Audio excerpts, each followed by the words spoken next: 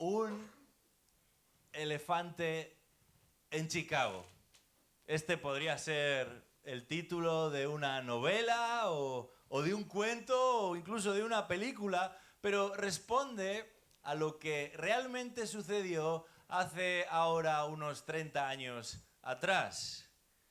Un circo ambulante preparaba su espectáculo y una serie de actuaciones llamadas a tener un gran éxito en la ciudad de Chicago, en los Estados Unidos, cuando una elefante llamada Wanda rompió la cadena en la que la sujetaban y comenzó a correr libremente por las calles de la ciudad.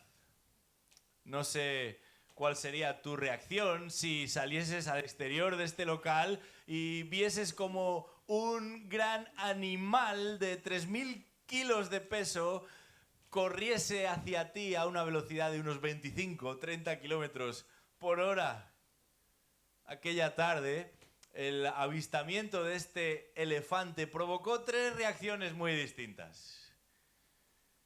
Tres reacciones muy diferentes entre los vecinos y los paseantes que por allí se encontraban. Por un lado, la reacción de los que entraron en pánico y comenzaron a correr tratando de encontrar refugio y a gritar buscando la manera de esconderse del elefante, tratando de apartarse de la trayectoria del animal. Por otro lado, también se observó la reacción de los que se quedaron absolutamente paralizados, sin creer lo que sus ojos estaban viendo, sin saber qué hacer, simplemente mirando, sorprendidos.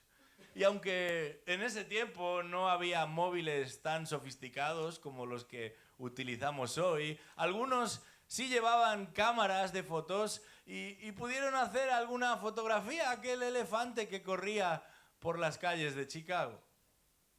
Finalmente, y gracias a Dios por ello, hubo una tercera reacción ante aquel elefante desbocado. Fue la del propio domador del animal, que tan pronto supo de la situación, corrió al encuentro y en la ayuda del elefante. Y después de un rato consiguió calmarlo. ¿Cómo lo hizo? Bueno, usando un camión lleno de fruta como reclamo para atraer su atención y llevarlo de vuelta al circo. En esta mañana nos adentramos en un pasaje de la Escritura en el que ante una misma situación se nos van a presentar tres reacciones distintas, muy distintas entre sí. Y no se trata de un elefante desbocado corriendo sin control por en medio de la ciudad, sino de algo todavía más terrible. Una niñita endemoniada, incontrolable, que sufre, que hace sufrir a otros también. Pero su presencia en medio de un pequeño territorio no va a provocar los mismos pensamientos para todos, no va a producir los mismos sentimientos en todos aquellos que se van a ver sorprendidos por la situación. Os invito a abrir vuestras Biblias al Evangelio de Mateo, capítulo 15. Vamos a estar leyendo los versículos del 21 al 28. Y aquí nos encontramos con un Señor Jesucristo que va a aprovechar una situación terrible en el lugar más insospechado, con la compañía más inesperada, para desplegar una misericordia sin medida. Una misericordia sin medida que no solamente necesitó aquella niñita afectada o la madre que va a implorar por ayuda, sino que todos nosotros necesitamos. Dice así la palabra de Dios, Mateo capítulo 15, comenzando en el versículo 21. Y saliendo de allí, se retiró a la región de Tiro y de Sidón. Y he aquí una mujer cananea que había salido de aquella comarca comenzó a gritar, diciendo: Señor, hijo de David, ten misericordia de mí. Mi hija está terriblemente endemoniada. Pero él no le respondió nada, no respondió palabra. Y acercándose sus discípulos le rogaban diciendo: atiéndela, pues viene gritando tras nosotros. Y respondiendo él dijo: no he sido enviado sino a las ovejas perdidas de la casa de Israel.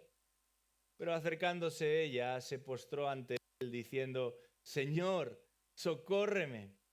Y él respondió y dijo: no está bien tomar el pan de los hijos y echárselo a los perrillos.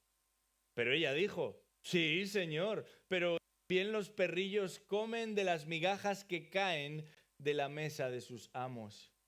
Entonces, respondiendo Jesús, le dijo: oh mujer, grande es tu fe, que te suceda como deseas. Y su hija quedó sana desde aquel momento. Si tuviéramos que ponerle un título a este capítulo 15 del Evangelio de Mateo, nos bastarían 3 palabras. 3 palabras y 2 signos de interrogación. ¿Quién manda aquí? Dicho de otra manera, ¿dónde está la verdadera y autoridad final? ¿Es en la religión donde encontramos a la autoridad final? ¿Es en la tradición donde debemos buscar por la última palabra? ¿O en el enviado del cielo? Porque a los religiosos que operaban en aquella época no les sirve todo lo que Jesús está haciendo en medio de ellos. Les parece poca cosa sanar al enfermo. Les parece poca cosa alimentar al hambriento. Les parece poca cosa hablar con una capacidad y autoridad como jamás se ha visto en las tierras que ellos pisaron. Jesús ha venido haciendo obras prodigiosas en medio de su pueblo, pero los religiosos y los fariseos, particularmente junto con los escribas, reclaman que la autoridad final la tienen ellos, la administran ellos, la han de manejar ellos. Y por tanto continúan su particular cruzada contra este Jesús. Al punto de que en un momento determinado y con toda esa tensión en el ambiente, este Jesús que lleva ya varios meses operando en la zona del mar de Galilea, decide hacer un viaje a tierras del norte. Y va a cruzar la frontera de esa región después de recorrer 60 kilómetros aproximadamente, probablemente a pie, para internarse en un área en la que previsiblemente podría mantener un perfil más bajo, con la intención de refugiarse en una región donde a priori podría disfrutar de cierto anonimato. Pero cuando leemos el texto nos damos cuenta de que nada más lejos de la realidad, porque su fama se ha extendido hasta lugares recónditos, al punto que aún allí hay gente esperando a este Jesús al escuchar que Él se acerca para salir a su encuentro. Ya no solo que vinieron ellos a las tierras de Judea y Galilea para encontrarse con Jesús, sino que en el momento en el que de alguna manera llega la noticia de que Jesús está en su región, ellos van a salir a buscarle por las calles. Y lo primero que nos encontramos aquí es con lo que podríamos llamar la insistencia de la mujer. La insistencia particularmente de una mujer. Versículos 21 y 22 dice ahí que saliendo Jesús de allí, de Galilea, de la zona donde él estaba, se retiró a la región de Tiro y de Sidón. Y aquí una mujer cananea que había salido de aquella comarca comenzó a gritar diciendo: Señor, hijo de David, ten misericordia de mí. Mi hija está terriblemente endemoniada.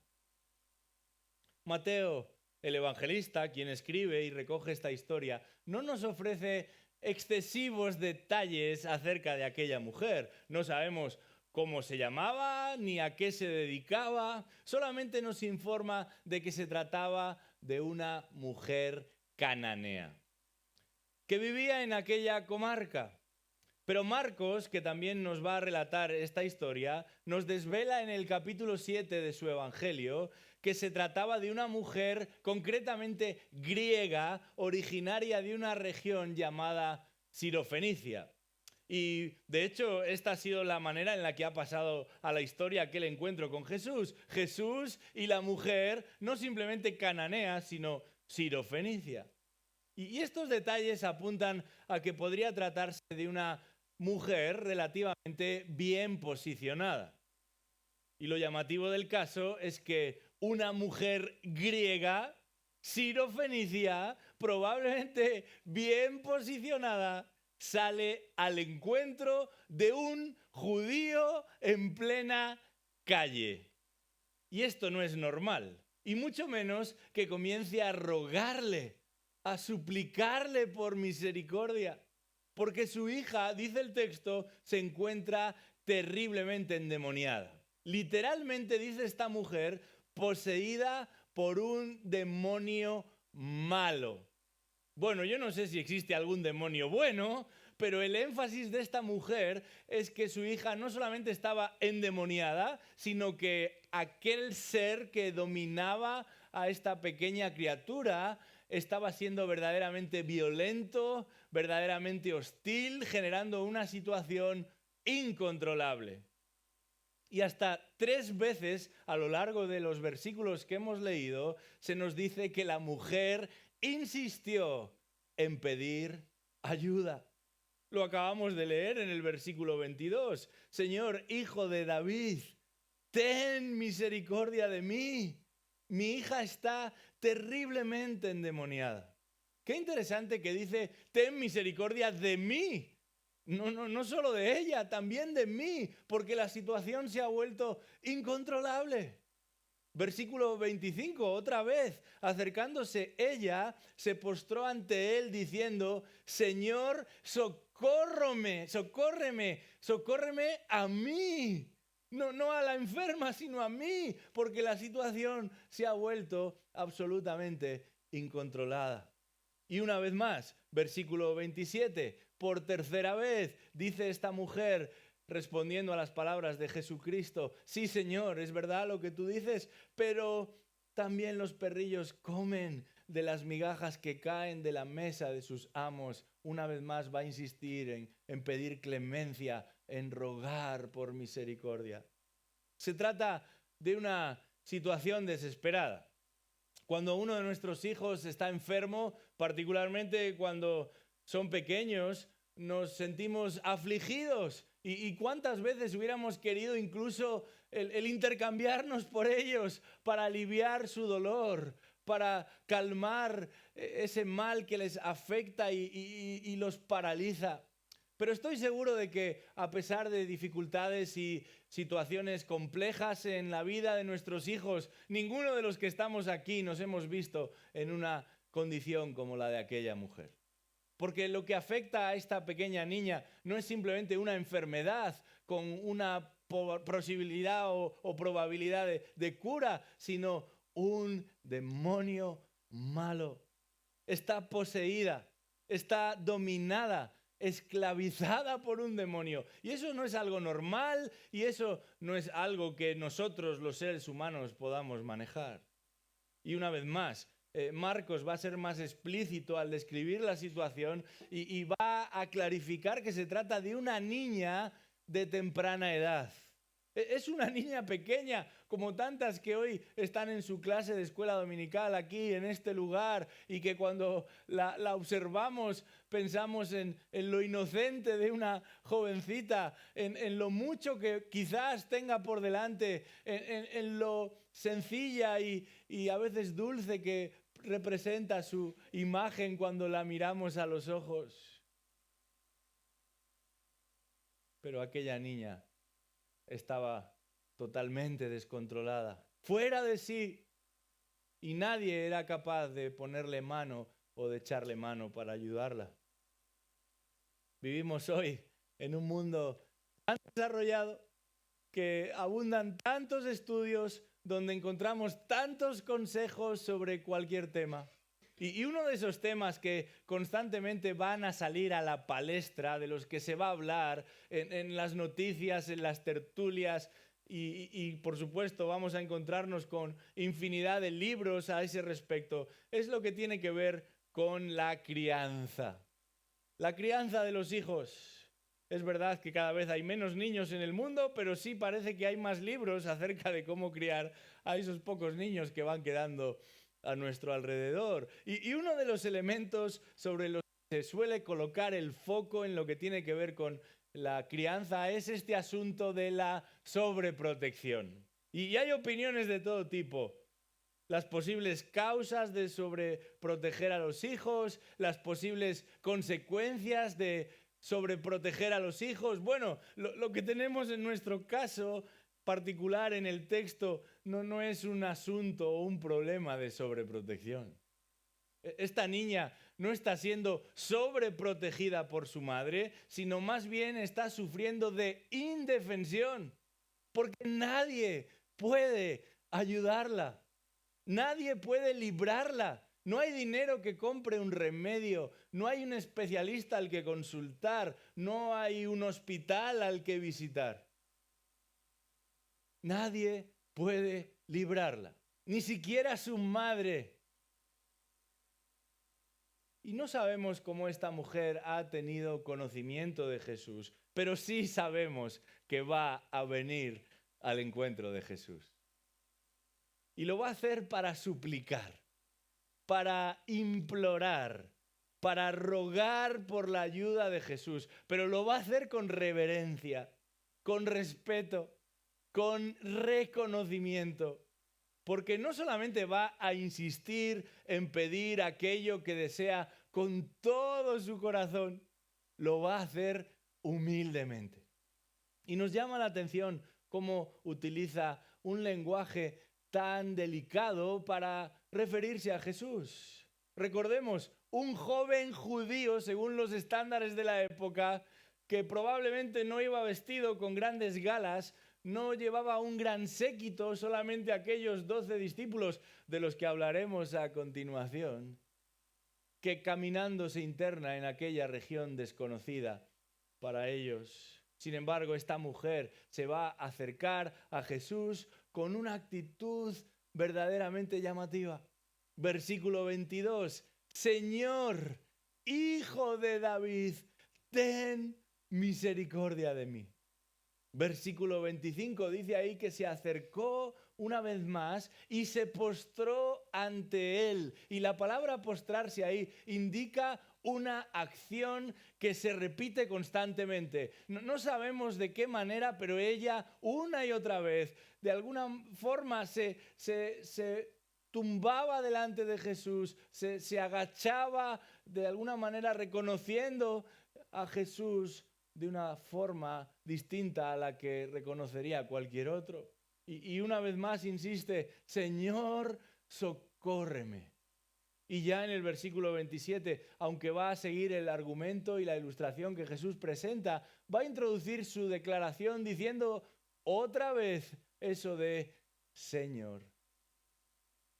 Y no es tanto simple educación o extraordinaria educación lo que está detrás.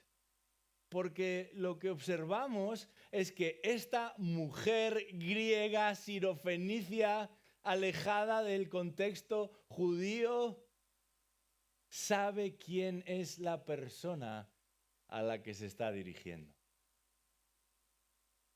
La suya es una fe insistente, pero también una fe informada. Ella dice, Hijo de David. Esta no era una expresión de cultura del respeto de la época.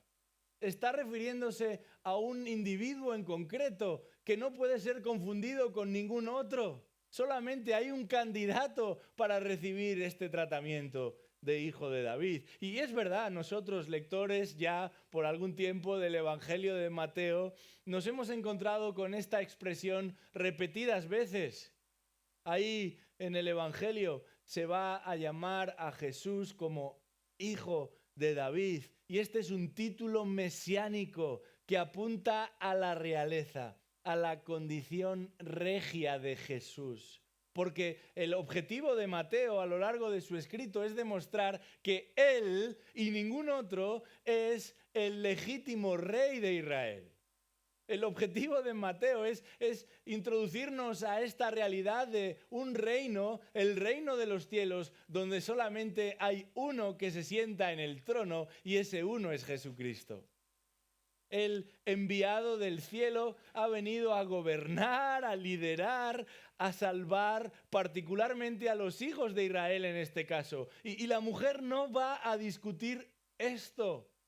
Pero sin una formación teológica como la de los escribas, sin una tradición litúrgica como la de los fariseos, sin una trayectoria religiosa como la tuya o la mía, va a buscar ayuda en el lugar adecuado, con la actitud adecuada, utilizando el lenguaje preciso. El más preciso que está a su alcance. Hijo de David. Mesías, Salvador, Rey, Señor de todo y sobre todo, ayúdame, socórreme, dame aquello de lo que yo carezco. Sana a mi hija. En su desesperación, aquella mujer cananea, aquella mujer pagana, ese énfasis ha quedado claro y seguirá estando claro en este pasaje. Va a insistir, va a pedir con toda humildad y reverencia delante de Jesús por misericordia. Al punto de que el propio Señor Jesucristo en el versículo 28 le va a responder: oh mujer, grande es tu fe. Qué impresionantes palabras. Jesús no habló así a los fariseos y a los escribas, ni siquiera a sus discípulos, más bien al revés. ¡Qué poquita fe tenéis, hombres de poca fe! Y sin embargo, esta mujer está recibiendo la alabanza de Jesús por precisamente lo contrario.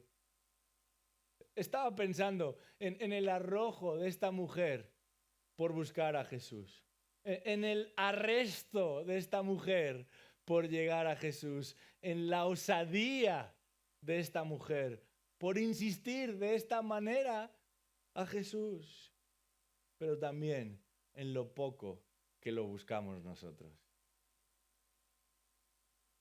Y yo me pregunto por qué. ¿Será que pensamos que no lo necesitamos tanto como ella lo necesitaba? ¿Será que estamos convencidos de que podemos manejarnos sin él? ¿Que nuestros asuntos no demandan tanta presencia y ayuda, intervención de él?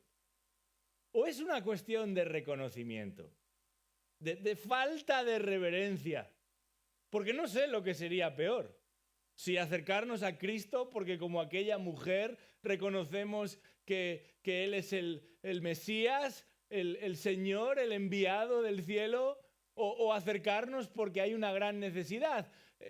La mujer va a combinar las dos cosas. Hay una gran necesidad, pero va a acudir al que merece toda nuestra reverencia. Y entonces, ¿por qué no acudimos nosotros a Él con esa insistencia? ¿Porque no observamos una gran necesidad de misericordia en nuestra vida? ¿O porque no reconocemos que hay uno que es digno de recibir toda nuestra atención, toda nuestra devoción, todo nuestro reconocimiento? No sé lo que es peor. Pero ¿cuándo fue la última vez que te postraste rostro en tierra, buscando, reclamando, pidiendo al Señor por misericordia en tu vida? Yo hablo cada semana con tantas personas que realmente sufren, que están pasando por situaciones complejas. Pero hay un patrón común en la mayoría y es que quieren resolver sus problemas, pero no están buscando a Cristo. quieren solucionar sus males, se quieren ver libres de sus dificultades, pero no están tratando de postrarse ante este Cristo. Eso es secundario. Y si hay otra relación, otra realidad que puede resolver sus dificultades, están dispuestos a abrazarla. No necesitamos a Jesús. Están diciendo de una manera silenciosa, necesitamos resolver esto. Y me da igual quien venga a mi encuentro y me ayude. Esto no es lo que encontramos aquí.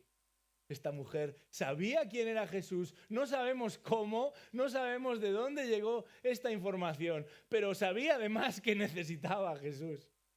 Y cuanto más conoces a Jesús, más consciente eres de que necesitas a Jesús. Y cuanto más has gustado de la misericordia de Jesús, más consciente eres de tu necesidad de la misericordia de Jesús. Y ya no quieres vivir sin ella. Es como cuando en un momento determinado tú estás acostumbrado a ciertas rutinas, pero introduces algo diferencial. Y eso te permite descansar. Y eso te permite estar saludable. Ya no quieres volver a lo anterior. Quieres vivir de esa manera. Y no vas a prescindir de ello. ¿Cuánto más si hablamos del Señor, del gobernador, del Rey de todo el universo, con quien un día estaremos por toda la eternidad? Yo me pregunto si hay personas realmente interesadas en estar con Cristo, o más bien en estar en un cielo donde no importa si Cristo está presente o no, pero ellos podrán verse libres de todo aquello que les hace llorar y sufrir y lamentar. Eso no es el cristianismo. Habrá que ponerle otro nombre a esa confesión o cosmovisión, pero eso no es el cristianismo. Porque para el cristiano el gozo está en encontrarse a los pies de Cristo. Sabemos que ahí estaremos seguros, pero no necesitamos nada más y no aspiramos a nada más. La mujer insistió todo lo que le era posible, apasionadamente, acaloradamente, gritando, postrándose, un comportamiento para el que los judíos no estaban muy acostumbrados.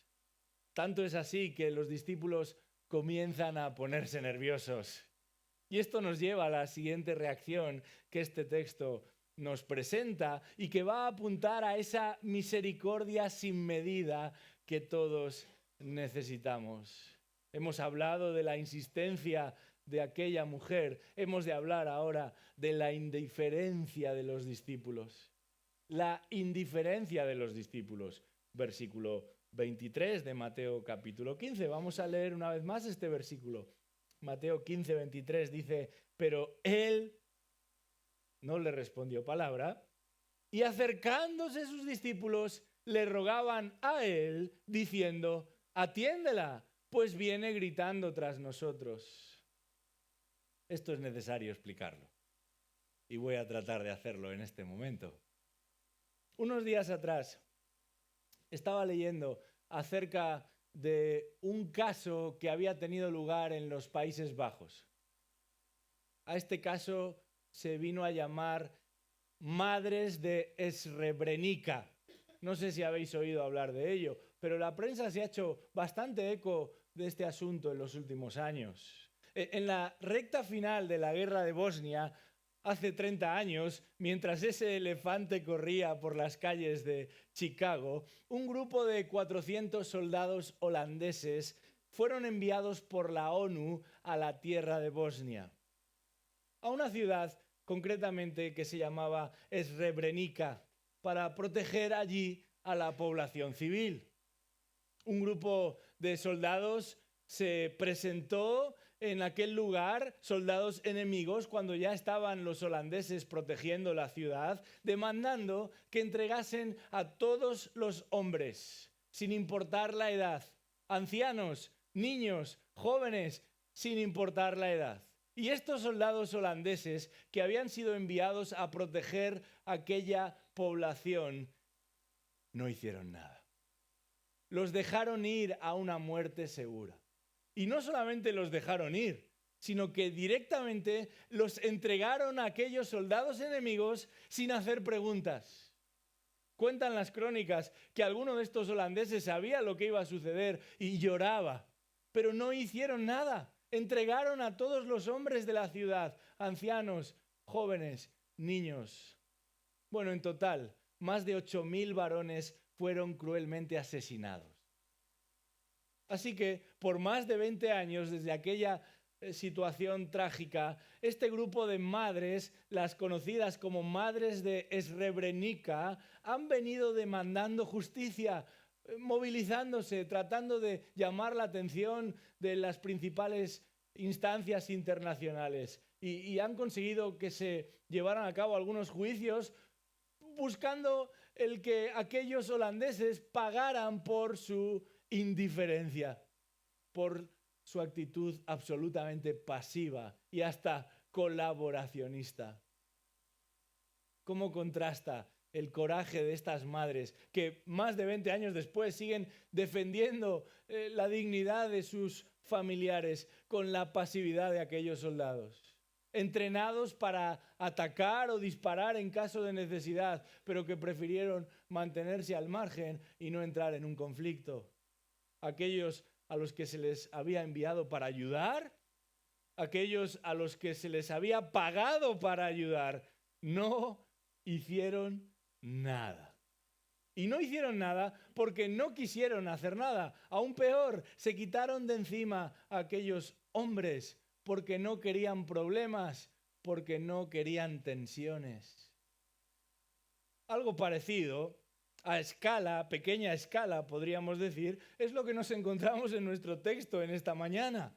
La insistencia de aquella mujer contrasta con la molestia que sienten los discípulos del Señor. El verbo que se utiliza aquí en el versículo 23 puede traducirse como atiéndela. Hemos leído ahí, sus discípulos le rogaban, diciendo, atiéndela.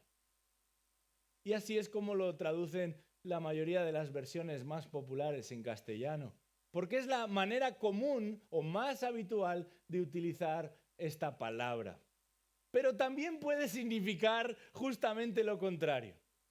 Y sabemos que ese es el caso aquí. En realidad los discípulos no están diciendo, Señor, atiéndela, sino más bien están diciendo, Señor, despídela.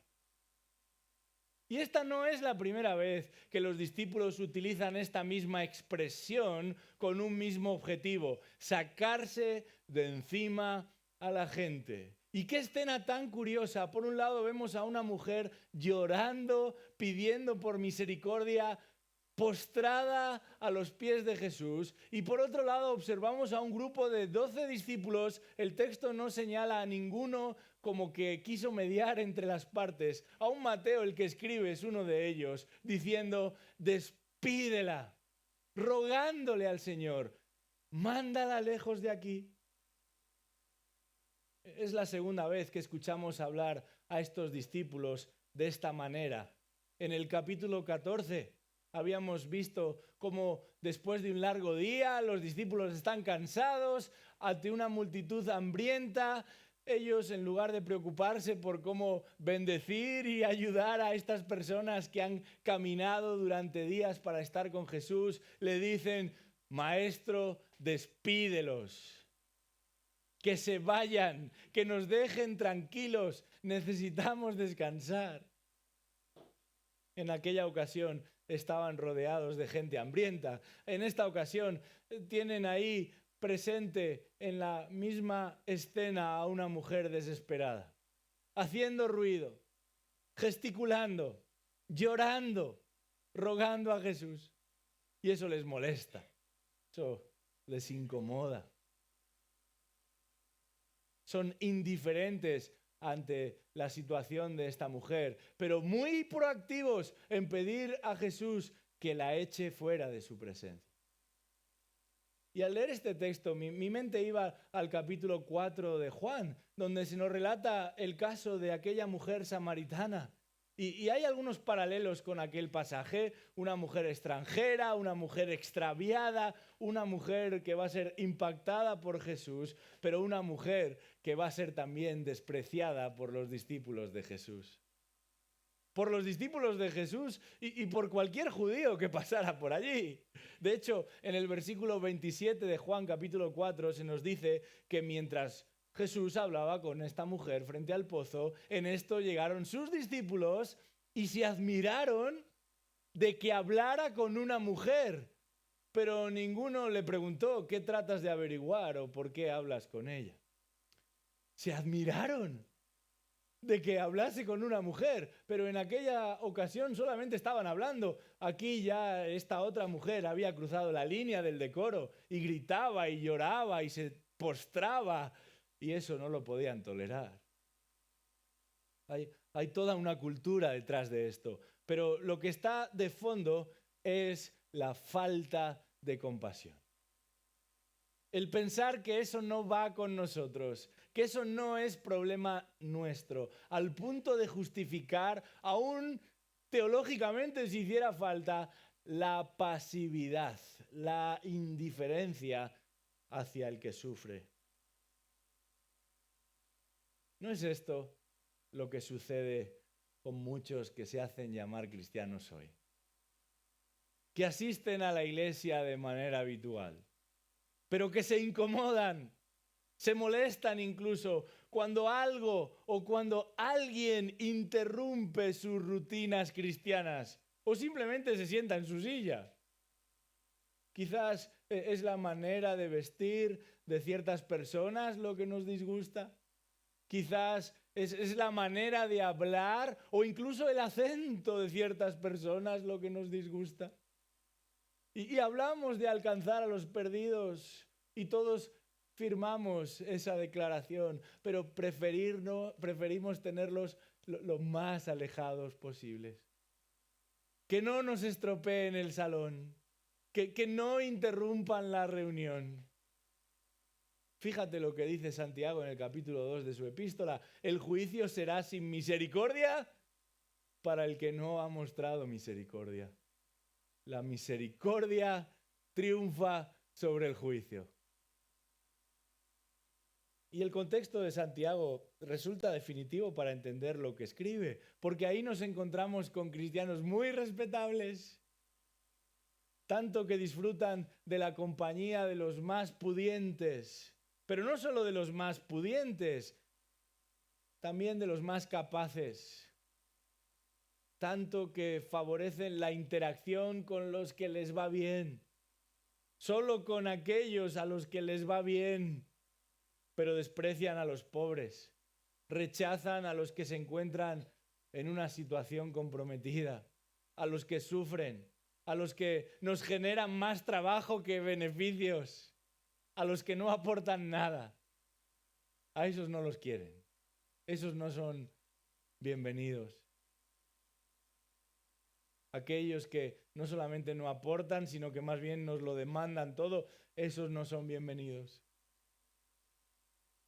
¿De qué manera estamos siendo indiferentes para los que sufren en general y para los que necesitan el Evangelio en particular? Porque mucho del sufrimiento que observamos a nuestro alrededor es consecuencia de lo lejos que algunas personas o que la mayoría de personas se encuentran de Dios. Es resultado de la distancia con la que viven de Dios. Es resultado de la rebelión con la que viven delante de Dios. Y en un sentido existen en el mundo muchas organizaciones, muchas instituciones que trabajan para paliar el sufrimiento, la enfermedad, la pobreza, pero solamente hay un grupo que ha sido comisionado para socorrer a este mundo necesitado con el Evangelio. Solamente hay una entidad a la que se le ha delegado la tarea de llevar a este mundo desesperado el Evangelio. Quiera Dios que no seamos tan pasivos, tan indiferentes como lo fueron aquellos discípulos. Siempre preocupados de sí mismos, pero prácticamente nunca orientados hacia los demás. La mujer está rogando por ayuda, está implorando por ayuda, y es un verbo en modo imperativo. Y ellos, los discípulos, están rogando para que Jesús despida a la mujer, para que Jesús se quite de encima a aquella mujer porque están molestos y utilizan un verbo imperativo también. Están reclamando, igual que aquella mujer, que Jesús haga lo que ellos dicen. Y la pregunta es, ¿quién se va a imponer? ¿A quién va a hacer caso Jesús? ¿A sus discípulos? ¿A los que Él ha escogido? ¿A los que Él está instruyendo? ¿A los que Él está formando y preparando y aún incluso ha enviado en otras ocasiones a hacer la misma tarea que Él hizo? ¿O aquella mujer extranjera, impertinente, molesta, hasta cierto punto ignorante también? Bueno, lo que se va a imponer es la misericordia. Lo que los religiosos, lo que los sabios no quisieron hacer, lo que los experimentados no pudieron hacer, esta mujer extranjera, despreciada, desesperada, lo obtuvo de Jesucristo. ¿No es maravillosa la misericordia de Dios?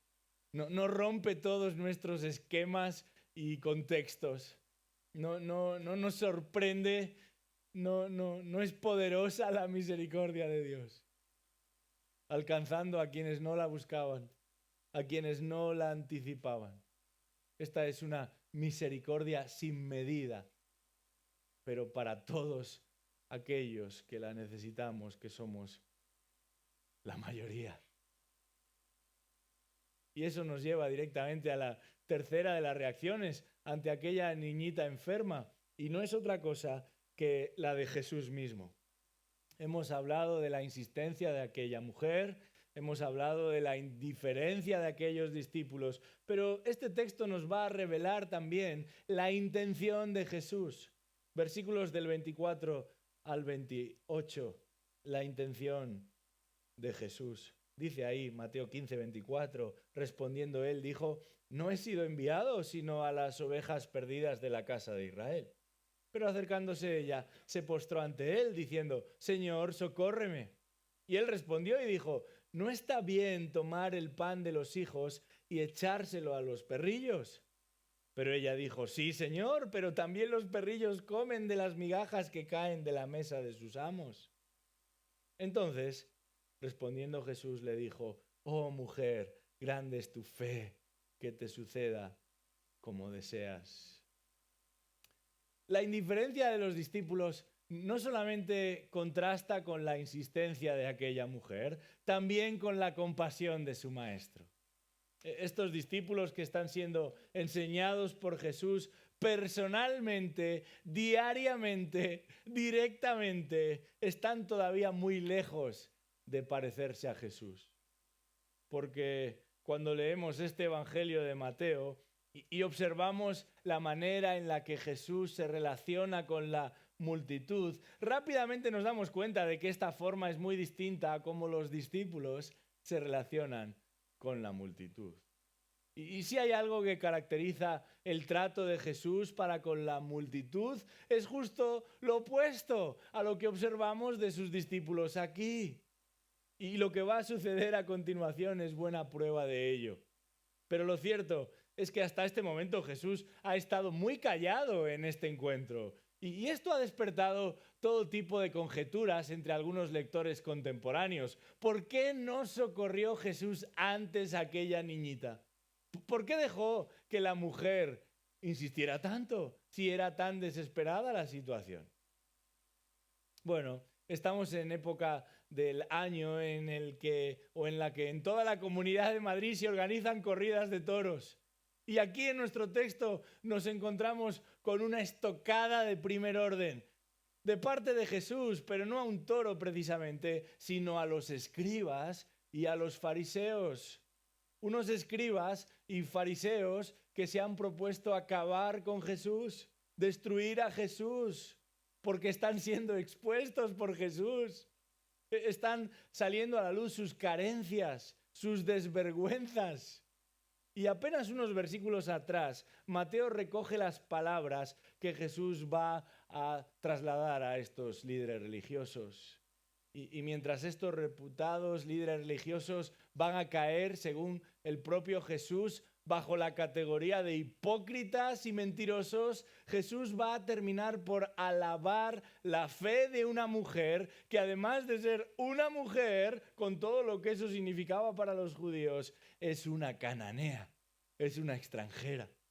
Pero antes de confirmar la fe de esta mujer y de premiar, por así decirlo, con misericordia la insistencia de aquella mujer, Jesús va a confirmar su misión delante de los que le siguen. Y hay dos noes antes de llegar al sí. Un primer no en el versículo 24. No he sido enviado a las ovejas perdidas. Mejor dicho, no he sido enviado, sino a las ovejas perdidas de la casa de Israel. Y esto no debería sorprendernos. El enfoque de Jesús fue siempre el traer el mensaje del reino de los cielos a los judíos primero. Desde el principio, ese ha sido el enfoque. En el capítulo 1 de Mateo, cuando el ángel anuncia este nacimiento del Señor, dice: Él salvará a su pueblo de sus pecados. A lo largo de la historia de la revelación bíblica, desde los tiempos del Génesis hasta este preciso momento, el Señor había diseñado un plan de salvación que pasaba en primer lugar por separar un pueblo y que este pueblo sirviese de canal de bendición para todos los demás pueblos. Esto es lo que Dios prometió a Abraham. De su simiente serían benditas todas las naciones de la tierra. Pero a lo largo de la historia de la revelación, cuando leemos el Antiguo Testamento hasta llegar a este momento, nos damos cuenta de que el pueblo de Israel no ha sido obediente a su comisión. Los hijos de Abraham, como aquellos discípulos, una y otra vez tendieron a mirar hacia adentro y a despreciar lo de afuera. Y todas aquellas normas y legislaciones que pretendían distinguir a ese pueblo para alcanzar a todos los demás pueblos se convirtieron en una distancia, en un alejamiento constante de todos los demás. Y en lugar de atraer la atención de lo que Dios estaba haciendo por medio de una ley que santificaría a un pueblo, los israelitas utilizaron aquellas costumbres y prescripciones para, de alguna manera, apartarse de los demás pueblos, pero sin una vía de retorno. Así que fueron desobedientes a la comisión de ser luz a las naciones. Y Jesús va a venir a ese mismo pueblo a reclamar lo que es suyo, a demandar lo que solamente a Él le corresponde y a asegurar a aquellos judíos que si Él vuelve a sentarse en el trono, entonces sí serán bendición para todas las naciones. Pero una vez y otra vez y otra vez, comenzando por los más poderosos, por los más influyentes, los religiosos, observamos un rechazo constante a la persona de Jesucristo. Si en los tiempos de Saúl el pueblo demandaba un rey, en los tiempos de Jesucristo el pueblo desprecia al rey. Y quieren seguir siendo gobernados por medio de sus propias estrategias y planificaciones religiosas, tradiciones humanas, que, como podemos observar, poca misericordia trasladan a los demás. Así que en ese momento se encuentra Jesús predicando a los suyos, pero tomando un respiro fuera del territorio al que había sido enviado. Por eso va a insistir en que su principal comisión, y el verbo que utiliza ahí está en voz pasiva, eso significa que el envío no lo lleva a cabo Jesús, sino que hay alguien que lo ha enviado a él. Hay alguien que lo ha comisionado a él, como el Evangelio de Juan se encarga de repetir una y otra vez.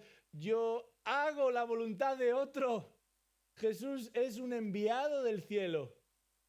Está obedeciendo la comisión de su padre de predicar primero a los judíos, porque esos judíos en realidad son ovejas, pero ovejas que están perdidas. Ovejas perdidas de la casa de Israel. Así que la primera respuesta, que conste en acta, dice Jesús: mi principal objetivo son los judíos. Para eso he venido, para traer consuelo y salvación a los judíos.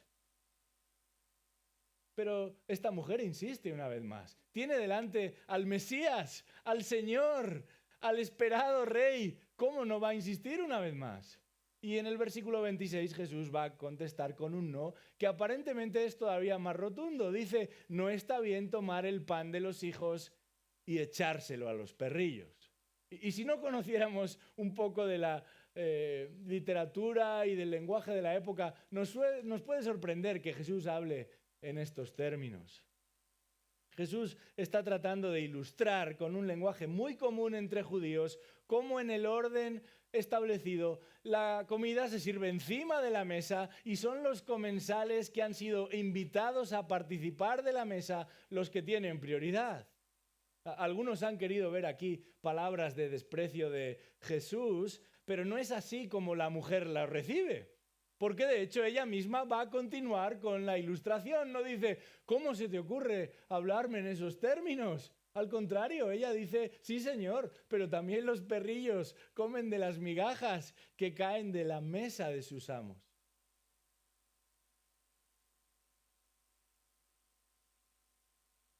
Conozco a alguien que ha trabajado por años en el mundo de los hoteles y ha visto de todo en los usuarios de los distintos lugares donde ha trabajado.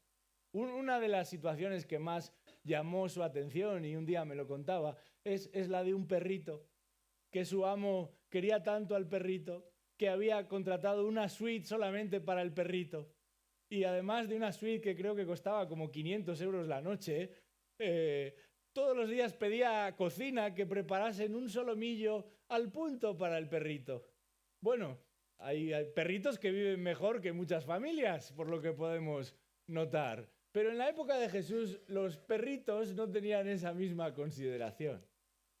No había animales domésticos a la manera de hoy, sino producían algo. Y a veces sí, se utilizaban para defender determinados territorios, pero normalmente estos perros vivían asalvajados, comiendo de lo que resultaba de otros animales que morían. El énfasis de Jesús aquí está en ese pueblo, en esas ovejas y no en esos perrillos, que es como consideraban los judíos a los extranjeros. Pero finalmente, y después de clarificar una vez más esta realidad, en el versículo 28, la mujer, después de 2 noes, va a recibir un sí definitivo. Dice ahí: oh mujer, grande es tu fe, que te suceda como deseas. No tengo que explicar nada más. Jesús no se dedicó, como algunos maestros y predicadores, a veces a dar vueltas y a enrollarse aquí con este concepto, con el otro. Jesús respondió inmediatamente. Había mostrado lo suficiente a aquella mujer como para, en la misericordia del Señor, recibir el premio deseado. No son perros domesticados de los que nos habla el texto, son salvajes, pero una vez más, la misericordia del Señor aparece en escena y aquellos que no lo merecen van a recibir lo que no merecen. Aquellos que no han sido entrenados ni capacitados van a recibir lo que no ganaron por sus propios esfuerzos y méritos. Dice el texto que esa mujer, pudo saber que su hija quedó sana en aquella misma hora. Una expresión común para señalar que en aquel instante fue sanada. Sí, la intención de Jesús es la de rescatar a las ovejas perdidas de Israel. Es a ellas a las que ha venido específicamente enviado por el Padre. Pero la intención de Jesús es también mostrar su misericordia.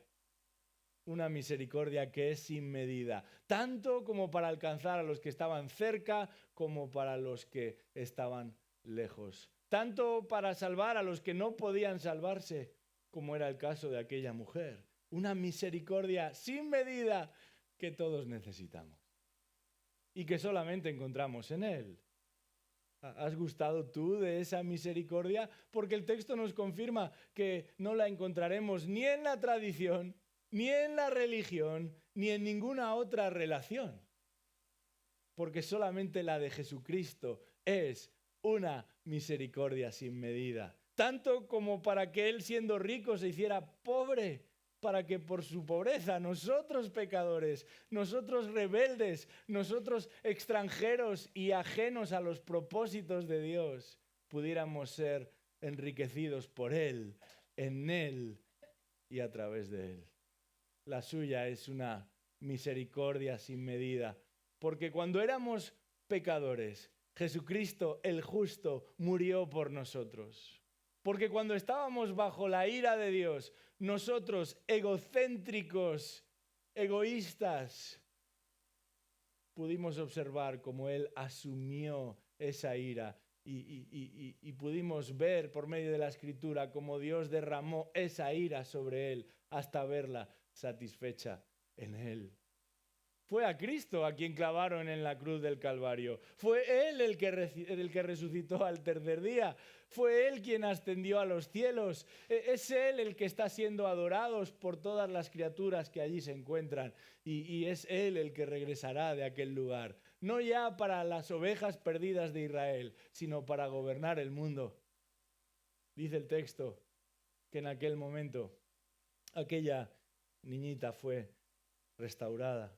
Y esto es lo mismo que sucede con cualquier persona que se arrepiente de sus pecados y pone toda su confianza en Cristo. En ese mismo instante, en ese mismo momento, sin importar todo lo que hubiera sucedido en el pasado, todo lo que hiciste o todo lo que no hiciste, en ese mismo momento el rojo desaparece de tu cuaderno de notas. Tu saldo deja de estar en negativo. Tu corazón negro es sustituido por uno que bombea al ritmo que el cielo impone. Hemos hablado de 3 reacciones al texto que leíamos en esta mañana, pero ante la persona de Jesucristo solamente hay lugar para 2 reacciones. Los que se maravillan o los que pasan de largo, los que le abrazan o los que le rechazan, los que se rinden ante él o como aquellos escribas y fariseos, los que escogen su propio camino. ¿En qué lugar te encuentras tú? Y si eres ya del Señor, ¿de qué manera estás promoviendo esta misma misericordia que un día saturó tu propia vida, para que muchos otros puedan escuchar de este Cristo que vive por los siglos? Misericordia sin medida, la que experimentó aquella mujer, la que podemos experimentar nosotros también, solamente en Cristo. Vamos a orar. Padre Celestial, en este día nos asombramos con la compasión de tu Hijo y lo que estuvo dispuesto a hacer para salvarnos. Te alabamos, oh Dios, por su sacrificio, pero queremos postrarnos no solamente por lo que recibimos de Él, sino por lo que encontramos en Él. Él es el Señor. Él es digno de suprema alabanza. Él se merece todo de cada uno de nosotros. Y qué privilegio poder dárselo. Qué privilegio poder postrarnos, poder vivir a la luz de lo que Él espera y de lo que Él realmente valora. Queremos agradarle a Él porque Él nos amó y entregó su vida por nosotros. Oramos por cada uno de nosotros en este lugar, pero también de personas que no pertenecen a ti, que no se han arrodillado ante ti, para que tu Espíritu les convenza de pecado, de juicio y de justicia también. Haz tu obra en ellos, Señor. Ten misericordia una vez más. En el nombre de Jesús oramos esto. Amén.